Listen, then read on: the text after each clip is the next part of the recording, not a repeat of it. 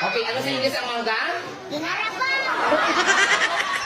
Ano sa Ingles ang mangga? Pinarabaw. Name? Go. Everybody. Bote. Baka. Babae. Very good.